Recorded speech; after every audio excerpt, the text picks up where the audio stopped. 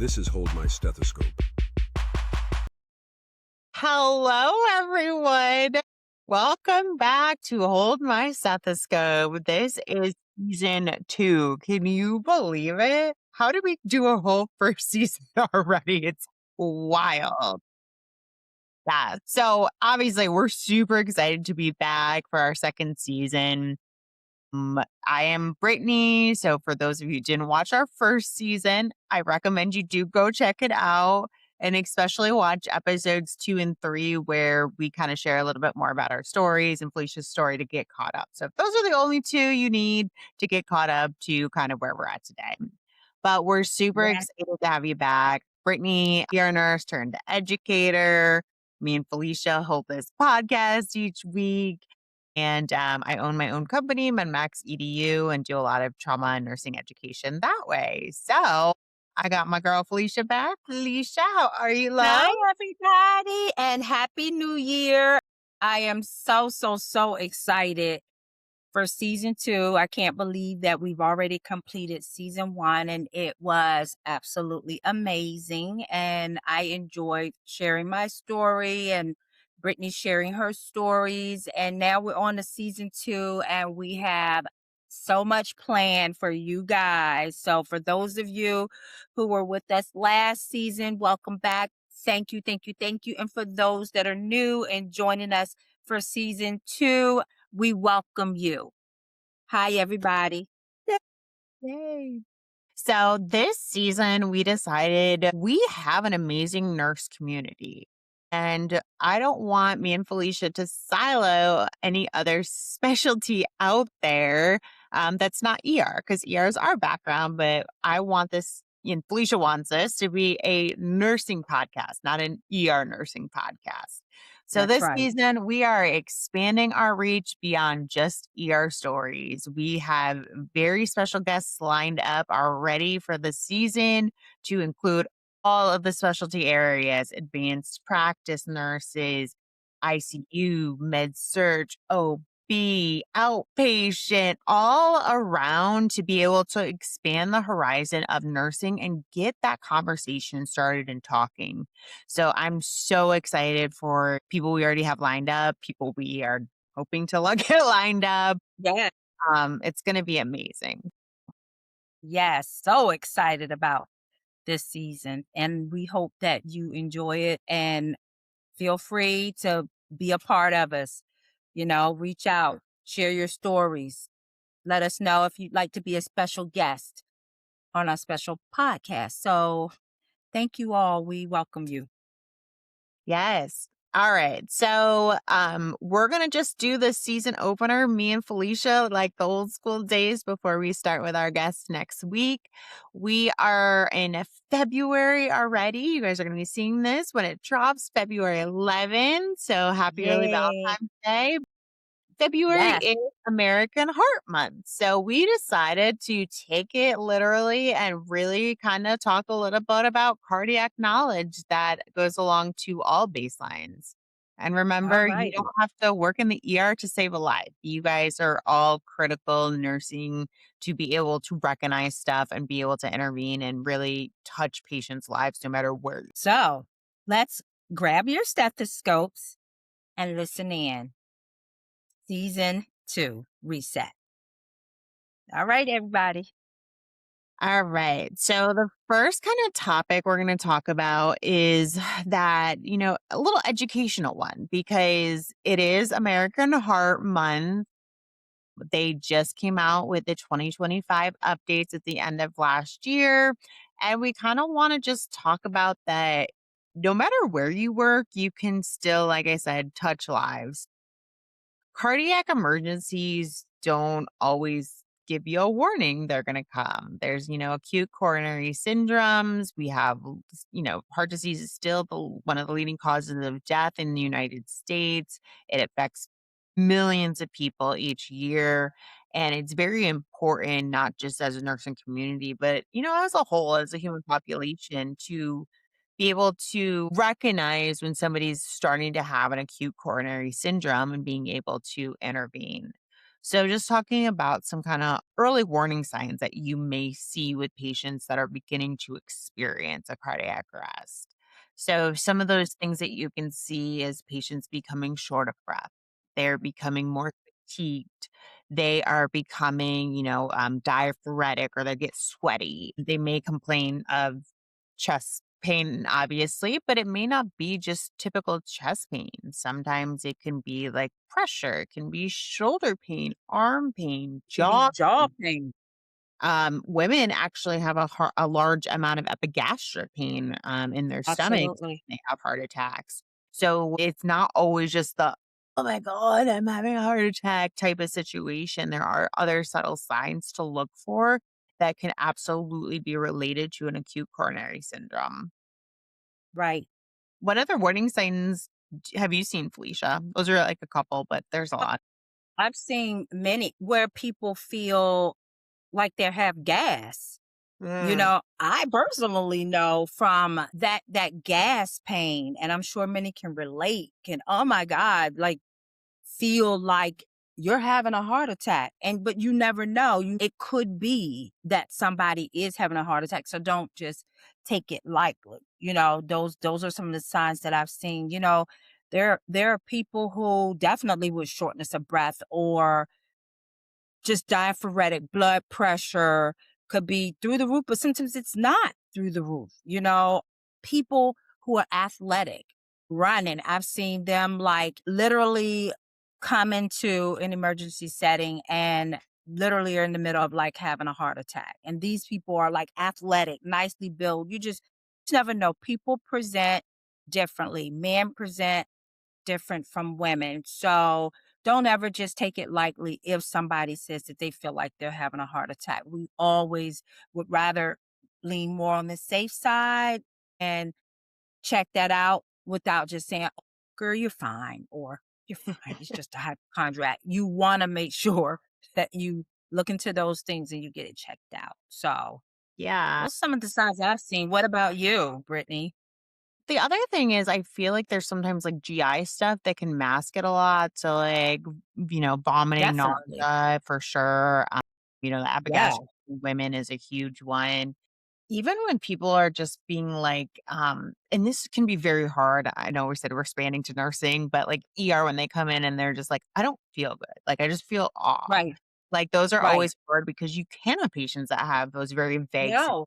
where it's not like their chest isn't hurting, this isn't hurting, but they just feel off or wrong. Not right. Just doesn't they don't feel weak, Yeah. you know? You just never know, and then Dizziness it's too. surprising. Dizziness is another one, so, Yeah. just don't take it lightly, you just never know. People present differently Yeah, all the time. they can be admitted, they can be in home health care, they can be in all sorts of different settings. And like she Yes, said, like, I mean, kids generally have pretty good hearts and they, don't really crunk out too easily. But another kind of thing with just talking about acute coronary syndrome and cardiac arrest is, we saw a good example, gosh, it's been 2 or 3 years now with the Buffalo Bills player that went into cardiac arrest on the football field because he supposedly absolutely, got hit in the absolutely. chest. And that can happen when kids are athletic. So if you're a parent or if you are somebody who is a school nurse or something along those lines, like that is common cordis is where it basically hits on the T wave and causes them into cardiac arrest. So those things can also Absolutely. happen even to our young population. So just always, And sometimes parents don't know yeah, that their child has a congenital heart issue. Sometimes that is how they find out. So, yes, those school nurses and coaches and everybody, we need you to be aware, like, for a kid to just fall out like that, it's something going on. So, yes, I so, yeah, agree. I think it's also important, kind of we're talking about education right now that, even, I mean, hopefully most nurses have just basic BLS. I feel like that's a pretty common thing for almost all nurses to have BLS. But even if you're listening to us and you're not in healthcare, I encourage people to go to a local CPR class because you never know when you're going to actually be the one who is having to save somebody's life. And it Absolutely. is a very valuable skill to have in your life is to have basic CPR knowledge and basic life support knowledge to be able to save somebody's life. So, highly encourage you if you are not in healthcare to seek out some further education. And you know what? Listen to your body. One thing I can honestly sit here and tell you about me is that has nothing to do with my nursing background. You have to be in tune with yourself. Our bodies are a beautiful thing. Like seriously. So just being aware if something doesn't feel right, don't just always blow it off. If something's continuing to bother you, it's your body's way of telling you that there is something going on and you need to listen to it. So, even if you don't have that healthcare background. No, like Brittany said, taking a BLS class, I highly encourage that. That is something I even had my children do is take a BLS class so that you know those signs or when somebody pass out what you should do. It's very important. And anybody can take a BLS class. Okay. Through the Red Cross, whatever, but you can take a BLS class. Yeah. Okay. Yep. Like you said, highly encourage that. Next, we're going to kind of Yeah. skip into a little bit of like how American Heart Month can look different on different units.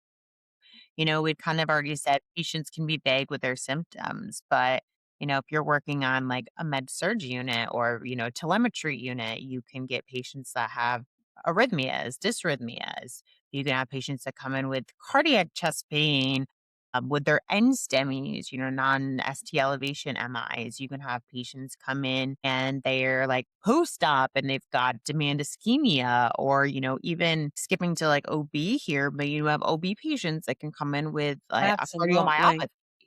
cardiomyopathy. We've seen a lot Yep. of post We have. partum patients come in with cardiomyopathy.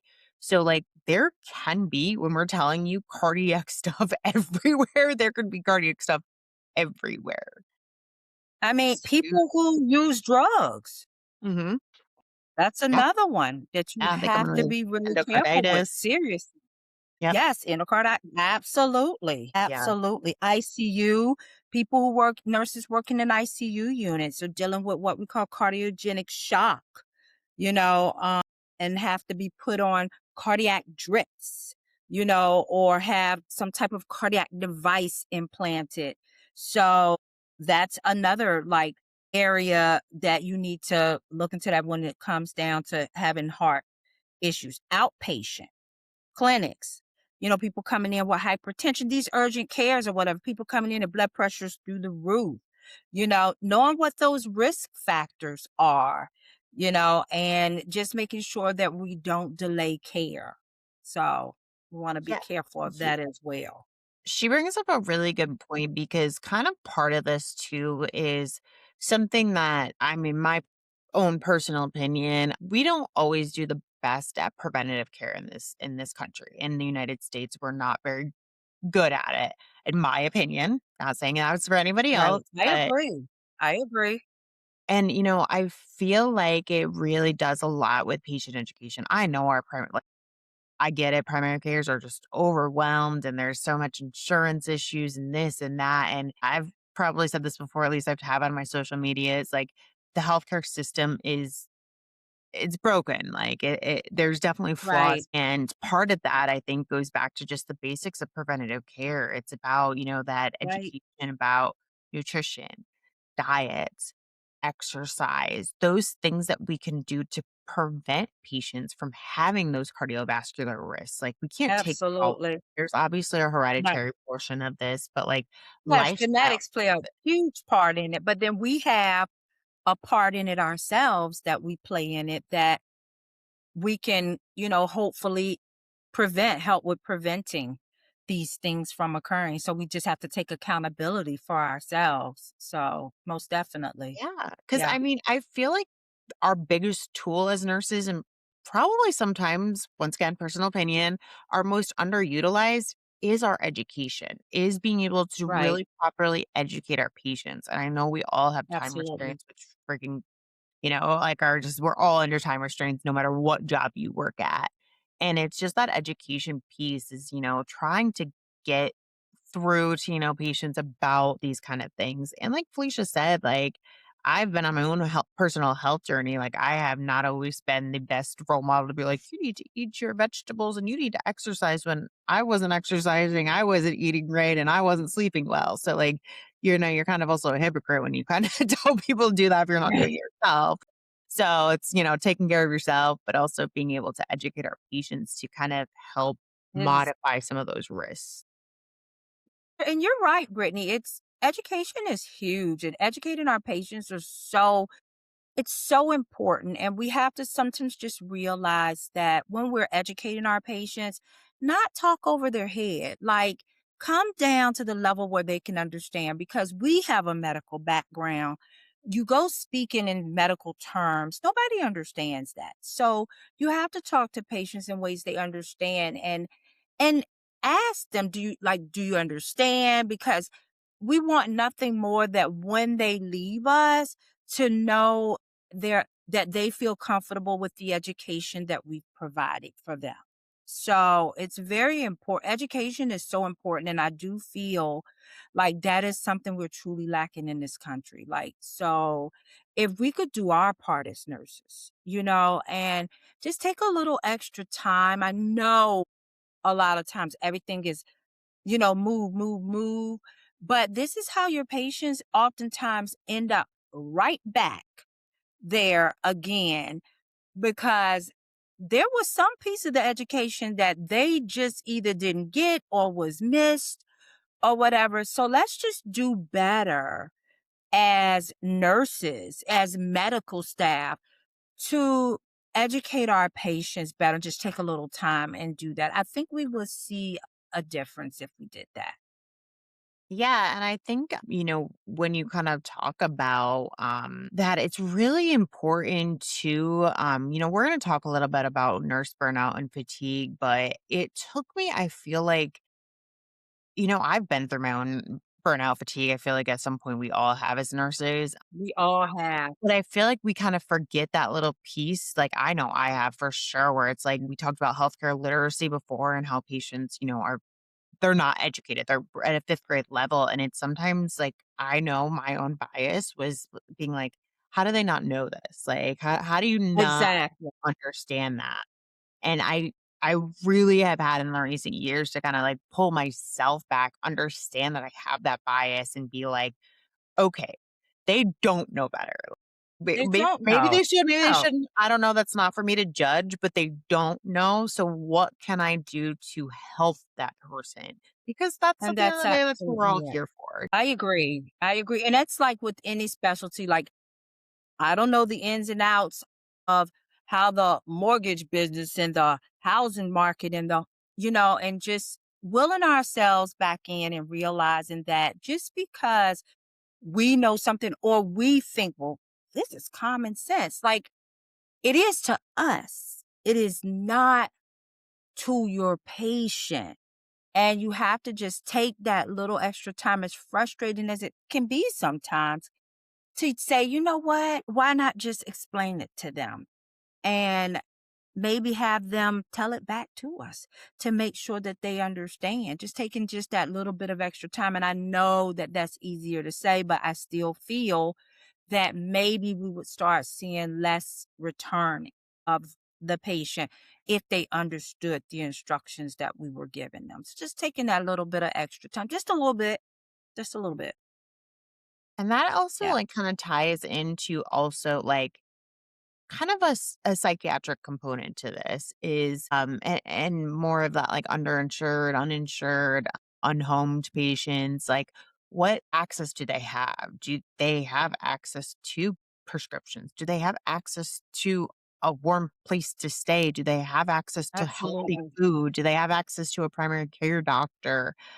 Are there other psychosocial constraints or even basic Maslow's hierarchy of needs that aren't being met that they can't, you know, kind of succeed in life? So it's Absolutely. so multifaceted. And that's why we're, our case managers and our social workers and our friends, in home health and all of these things are We all Very play an important. integral role. So don't forget that no matter where you work, you play an A integral. huge role. It's what makes it all come together.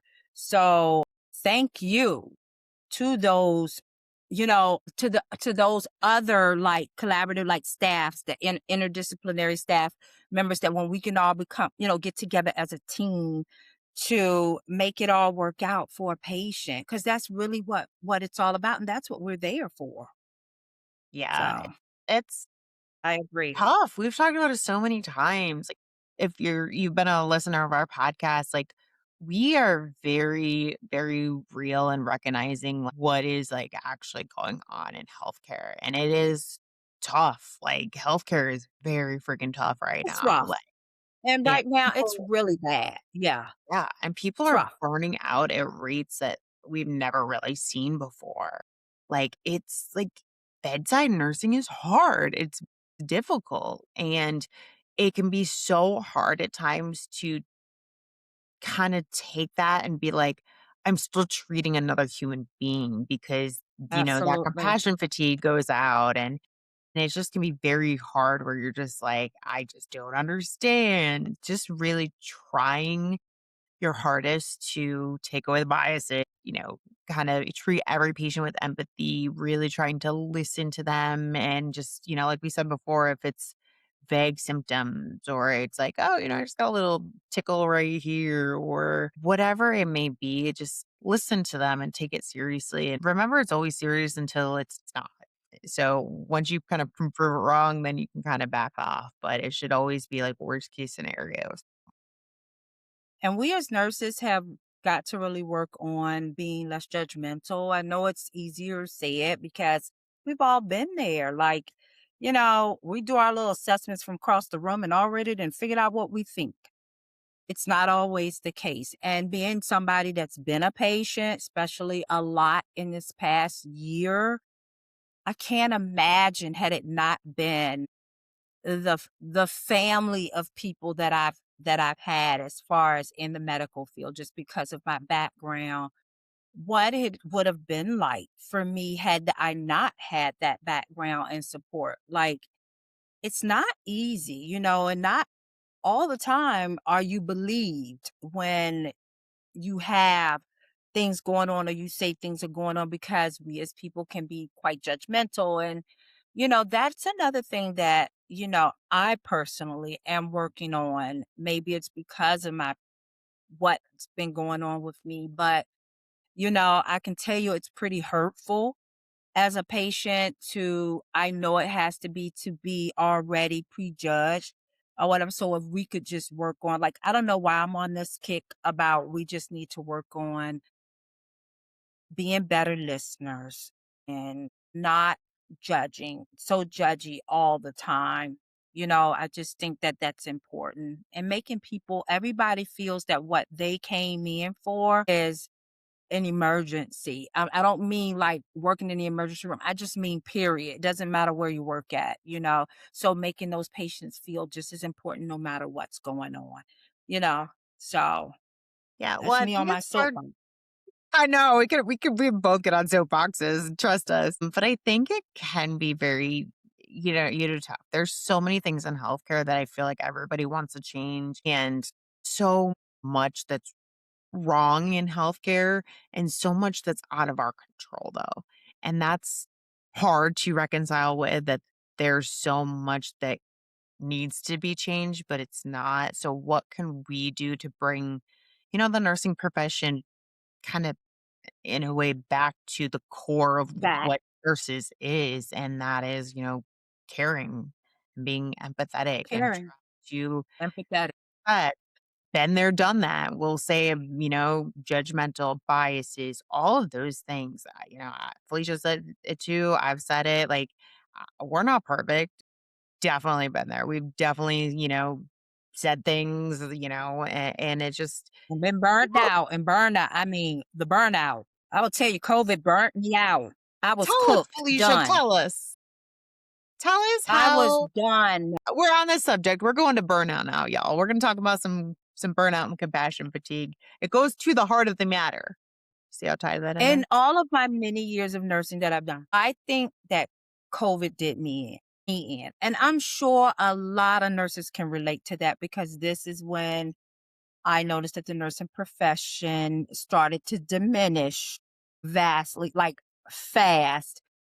COVID was something, and being someone on the front line of it, this unknown, like, weirdness that nobody really knows what's going on, really where it came from. Like you hear it came from this place, whatever. But it was the unknown of it all. And next thing you know, the country's like shut down. And it's very scary. And I don't know if people realize how scared nurses and people in the medical field were with this, because we do take an oath to care for patients, but we're also human. And just initially with COVID, we all know you weren't really seeing the patients coming in the hospital, whatever. It was the fear of leaving their home. It was feeling like if I walk out the front door, I'm gonna be attacked with something, I'm gonna die. So nobody was coming out. But when things were lifted and people started coming out more, I noticed as a nurse, I can't speak for everybody else, the difference in the patients, the difference from 2020, like 2023, like a difference in the way that patients were. There suddenly became this sense of entitlement, this expectation. We were still in fear, not still really sure of how you really contacted. Was it like touching? Was it just, something airborne? Like it was a lot going on. And I think it sucked the life out of me. I can't speak for everybody else. It really sucked the life out of me. And I think it drained us. Just it drained us, the unknown of it, but then it drained us when it became balls to the wall with patients everywhere because now everybody was coming out and they were sick or they felt they were sick, and it was a lot. It was a lot, and I think it burned. I know it burned me out. I think it burned a vast majority of the nurses out, and you just start to feel like, did I choose the right profession?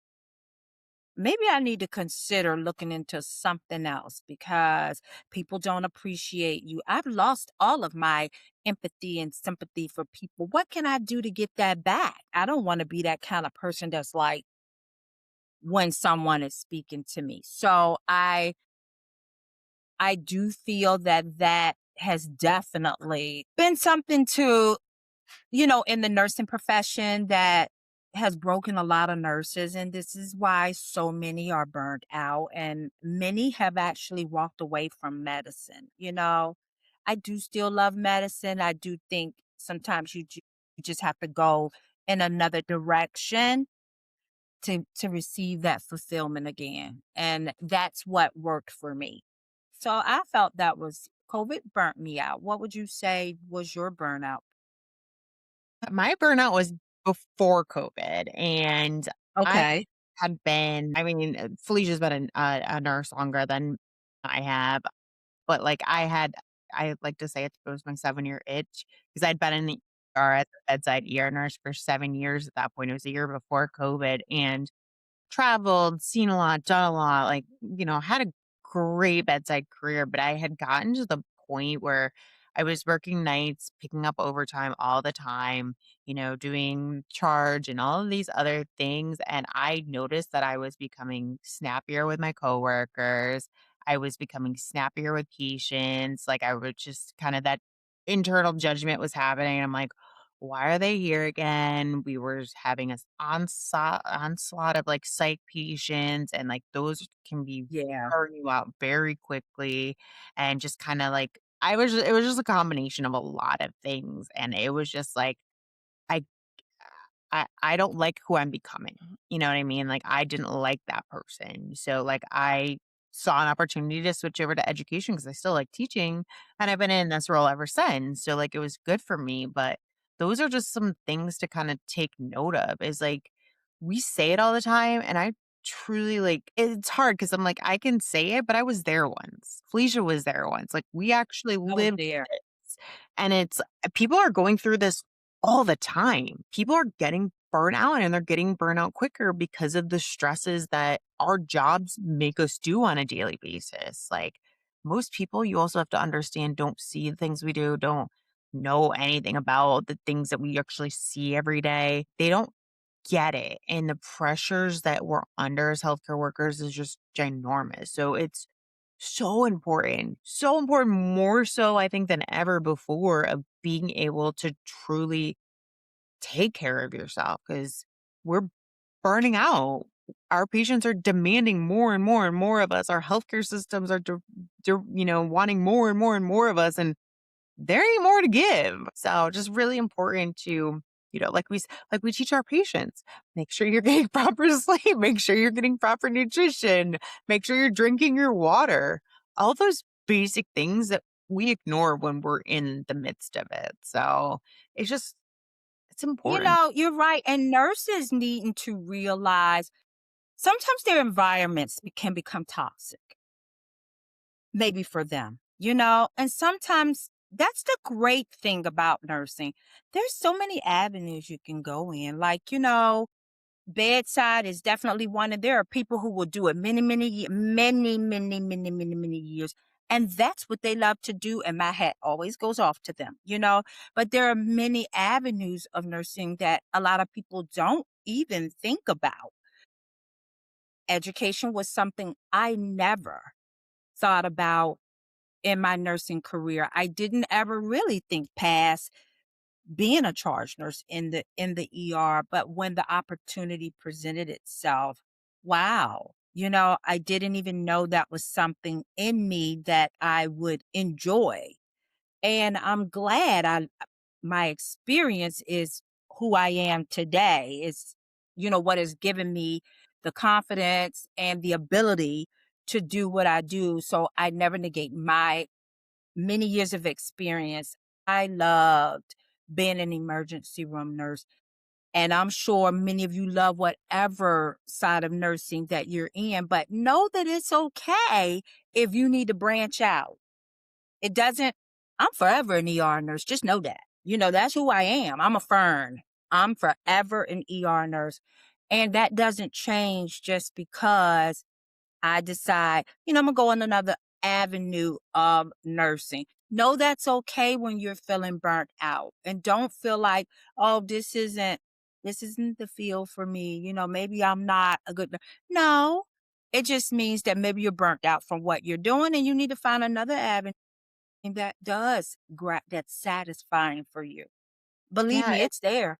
so true. It's so true because, I think sometimes we just kind of reach our limits, right? And maybe that's a time where we Yeah. take a break in general, where we look at other, maybe specialties, we kind of explore new horizons. But you can't, like, hope, like I said, you get into this specialty, or, this area of the world career in nursing to help people. But if you're getting to the point where you can't even help yourself, it's just time to reevaluate. It doesn't make you a failure, doesn't make you anything. Absolutely. Your time has come maybe to move on. And I know that can be so hard, especially if you're working with such a great team. But like, if it's affecting your home life and your personal life, like, just take the Then you time have to. to like think about who you want to be when you're not a nurse, because that's not your whole identity. Because you only Who get one you. Mhm. Yeah, and I One think you. if you watch from the first season, like, Alicia's a shining example of, all of those things because she's a nurse, she's a great nurse, but she's a human and has really taken her health journey and used that as a great platform to be able to spread, the message of other things going on in life, that, she's a mom, she's a wife, she's a friend, she's a daughter, she's a sister, she's all of these things, and nurse is part of it, but it's not her whole life and her whole characteristic. So just Nope. remember that, please. We want Yes. we Yes. want this field to continue to grow, but we can't do that if we We don't take do. care of ourselves and each other. And we have to Yeah. continue to work on building our young nurses up and not breaking them down, guys. Like it's important that we stop eating our own as nurses. We really do need to be there for one another, and I will say to our younger nurses out there, just know that please just don't do things. Ask somebody. Humble yourself. We don't expect you to come in knowing everything. It's okay. We all had to learn. We all are still learning to this day. I am always learning. So know that it's okay to utilize your resources. We want you to do that because you're our future nurses that later down the line to be like telling your story, and maybe something you've even heard on this podcast will help you throughout that journey. Well, I think that's a good one to just kind of do into our like last little segment before we drop our stethoscope. So, and it's kind of talking about like what nursing school taught us versus what practice taught us. And it's kind of that age old adage of like, book world versus, real world. And it's different. I mean, as I have a adjunct instructor at a university, and it is so true that people are really like looking at this book. And I love, obviously, Dom talked about this before.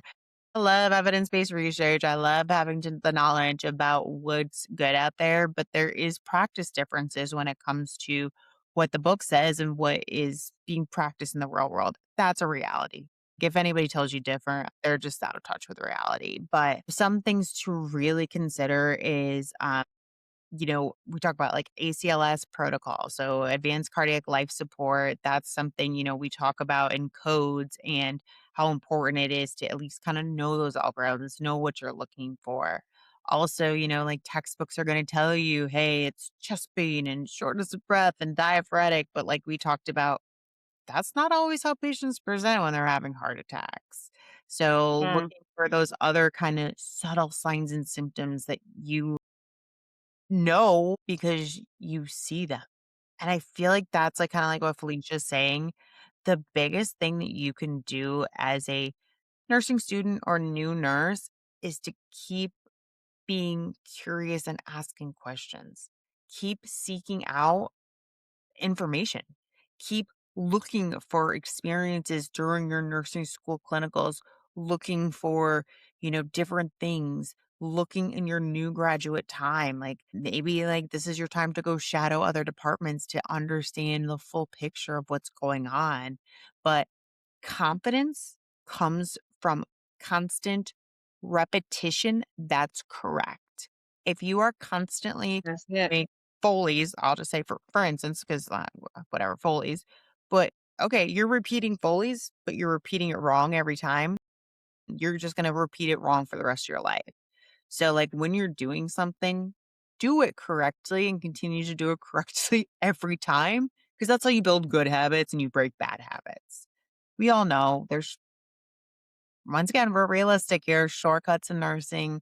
There's things that we do that maybe isn't ABC, it's ABE, but we have to be consistent in practicing the right way. What do you got on that, Felicia? I I went off agree. on my own soapbox on that one. But you know what? I love that soapbox, Brittany, because I couldn't agree with you more. Like knowing that there are available resources, and this is not just for our newer nurses, this is for all nurses. Like organizations do provide tools when we are in question about even skills and stuff, and making sure that we're following those. And so when we are teaching our new nurses that are coming right out of school, that we're teaching them the proper way to do things, because we all learn from someone. Not saying whether it was right or wrong. I'm just saying we learned the way that they learned it. It doesn't always mean it was the correct way or it's the only way, but it's important for you as nurses, even if you're not a new nurse, but you're going on into a unit that you're unfamiliar with or whatever. It's okay to know that, to look up those skills. You guys have social media and stuff out there where you can even look at how skills and things are performed. But it's important that we make sure that things like that are done correctly. And, just as Brittany said, like continuing education, those type of things matter, right? Keeping up with those skills, repetition, because the more repetition that you do with it, the stronger you become as a nurse. It Like becomes my muscle nursing career, memory.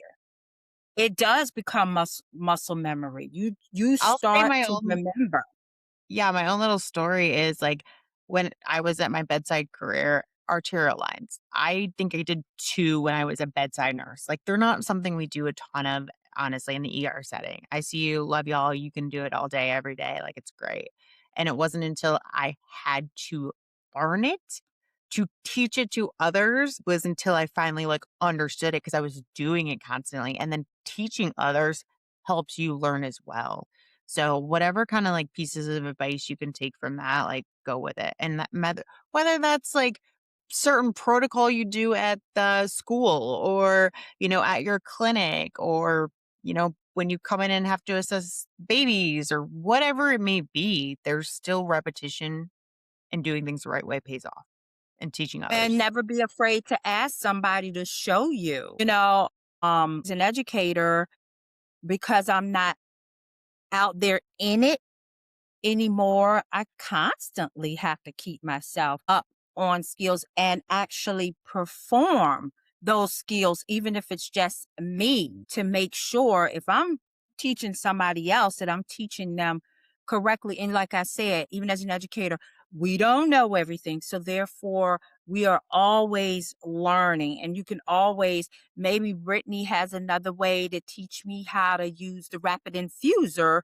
that I never knew in 20 plus years. And so I'm always be open to receiving a new information and knowledge, because knowledge is key. Like, nobody knows everything. I don't care what they say. And I know we all been on that unit with the know-it-all nurse. Like we all have the know-it-all nurse who knows all, but she really knows none. Like she just might have a louder mouth, but it doesn't always mean that everything she's saying is accurate or she or he is saying is accurate. So just know that the available resources are there for you, and have no shame in your game with looking those things up so that you can make sure that you're doing the right things by your patients. I love it, Felicia. I love it. Yes, I'm all All right. about it. Well, it is now time. We've talked all about the heart and, matters of the heart and how we all have a heart. Yes, But now it is yes. time for kind of the big, our kind of favorite segment of the show is where we are dropping our That's stethoscopes. at the show. We are talking about our real lives, personal lives. So I guess Felicia, you haven't watched before. Like I said, go back and watch episode 2 and 3 from our first season. But Felicia has pancreatic cancer, and it is Yes. something that she's been battling for the last almost year, right? Has it been almost Well, a year now? May be a year. So Yeah, so it's it's crazy. going by pretty fast. So I know that's why I was like, wait a second, was it March? And I knew it was like the yeah, sort of beginning of last year. So what yeah. tell us what's kind of we haven't really caught up since before the holidays. So what's kind of going That's on with you? true, that's true. So, latest news with me is, hey guys, I'm still trying to figure out, like, I'm sort of at a standstill right now. Post radiation, which was in November, that was my last treatment. I had 20, for those of you who don't know, I'd had 25 treatments of radiation. Post radiation, you have to then wait 3 to 6 months for a CAT scan. Um, because radiation causes a lot of inflammation. So if I was to go get a CAT scan right away, you'll see a lot of inflammation in there, and then you can't really look and see what the tumor has done. Has it shrunk any, or is it something more going on with it? So this is why they wait, so that that inflammation can go down. So right now, I am not on any treatment, which can be a little bit nervous. Like it makes me just a little bit nervous, just because as that nurse, you start thinking, well, what if that tumor's growing? Like I'm on hold. I know I did some treatment, but now there's nothing going on. Like I didn't even know this was growing from the beginning. So what makes me feel confident that it's not. And I will have to tell you my faith, because if I did not have my faith, I probably would be a wreck.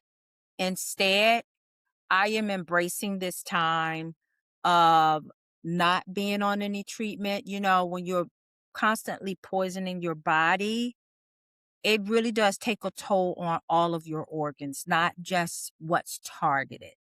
So we talk about that chest pain and things like that. Your heart, everything. When you're putting that poison, when you're putting that chemotherapy in your body, you're attacking every bit of it. So right now, we are holding off. We're going to wait for that CAT scan.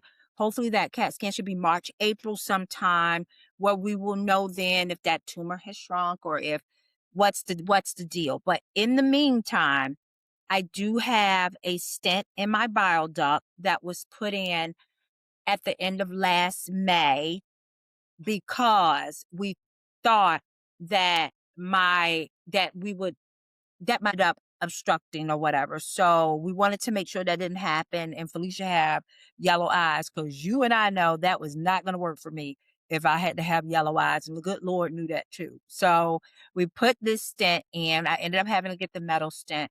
But lo and behold, by like August of 2025, that stent had migrated halfway out.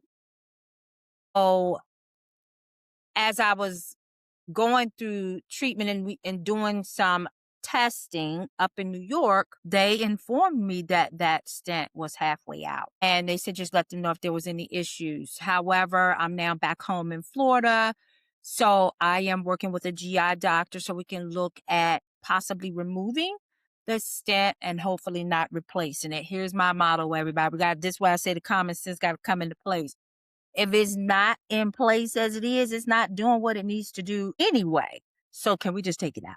That's my motto. So I will always listen to the doctors as far as my care. I don't specialize in this and I want to do what's best for me, but let's just hope and pray that the stent gets removed and then that can alleviate some of the abdominal cramping that I tend to have every night. But other than that, your girl is doing great over here. Taking it one day at a time. She's killing it, like, as always. She's been amazing. Love my Thank Felicia, like, you. just, I so love proud you too. of her and all of this. Yeah, back to work, back to normal life. I'm glad you're getting a little bit of, like, reprieve, though, like, I you am too, though. went I through am. a lot last year, It with all was the rough, chemo and radiation. guys. It was rough. I So, I I would try my hardest to be strong. Girl, sure. it was rough. No, that the chemo was rough, and then post radiation, it was rough. And like I say, it's a lot on the bodies. My hat goes off to anybody. I think about these babies when I see these commercials and I'm in tears because I'm like, I can't imagine a kid having to go through even what I went through. Like, it was hard, but by the grace of God, like, I still say that this must be something that's going to be a testimony and that it wasn't all about me. And I realized that. So I'm just very grateful to be able to have this conversation with all of you. And I'm very grateful for all of you who listen in and hear. And if you ever have questions, I don't care if it's about a loved one, if it's about yourself, if you don't want to say it's about yourself, that's understandable. I'm more of an open book because that is really what helped me get through, but not everybody's like that. So it's understandable. If you ever want to reach out, side chat, question, I am here for you. I am here for you just as many people have been there for me and continue to be there for me. Yeah, Felicia's, amazing. She's great. She is held it down. She had bad days, but she had so many more good days, honestly, and she's just Yeah. continuing to be a positive ray of light, so we just love Felicia. Love Thank you, you, and I girl. love you guys too. Ooh, Valentine's Day, everybody. I'm so excited Yeah, happy for Valentine's. everybody else, all the love in the world. Yeah. Yes. So what's your stethoscope drop moment? Brittany. We are Let's go. this you guys are all Let's go. seeing this February 11th. So we are so excited and we're gonna have episodes out every Wednesday for you guys. And like I said, we're gonna start, this week it's just me and Felicia, but after that, we're gonna start having our guests. Yes, So excited about this season. I am too. I am bringing in other nurses from all over, honey, to talk to everybody. I'm sure that somebody will relate in some way. I'm super excited about that.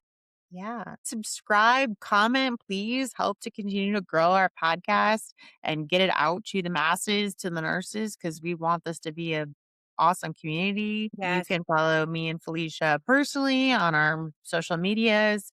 I post a lot of like nursing education on my TikTok. yes, Brittany So if does. Yeah, you want to check it out, I post Med Tip Mondays and Trauma Tuesdays and lots of like nursing education stuff. So check me out on TikTok, Instagram, Facebook. My company, medmaxedu, does a bunch of education stuff. So if you like hearing me on your podcast, know that I'm just like this in courses. So I like to keep things fun. So if you need anything like that, check us out. The yes, other part is, if you're watching this on YouTube, please, like I said, make sure you comment. We'll look at the comments. If you have a story to tell, drop a comment there. Drop us a DM on our social medias. We have Hold My Stethoscope page on TikTok, Instagram, Facebook. Leave us comments, send us a DM. If you're listening on Apple and Spotify, please make sure that you like, subscribe, because we just love being here and doing this. Like, truly, if we nothing, do. we said this before, if nothing ever comes out of this little podcast that me and Felicia decided to start doing, that's okay because We we're just having a enjoy it. time We're having a and great hoping time. to spread the message, build a community, and do all the things because we love the nursing profession. It may Do, be freaking tough and it may test us a lot of the time, but we but love it and we want to be here to we do. support fellow nurses. And, like I We said, do. I'm proud of all of the nurses, and I'm so excited to be able to kind of talk more diversely this season with a lot of other people. So Yes, how exciting. I know. Just Yes, remember, if you are a nurse, you belong here. you Okay. do. You do. Yes, you do. And just take care of your heart. It is Valentine's Day, everybody. Yes. Happy Yes. Valentine's Happy Day. Valentine's Day. Happy Heart Month. And just again, Yes. we are so grateful, so thankful. So tune in on Wednesdays to see our podcast. Check us out on social medias, and we Stay love you guys. tuned. We love you guys. See you next week. Bye. Bye.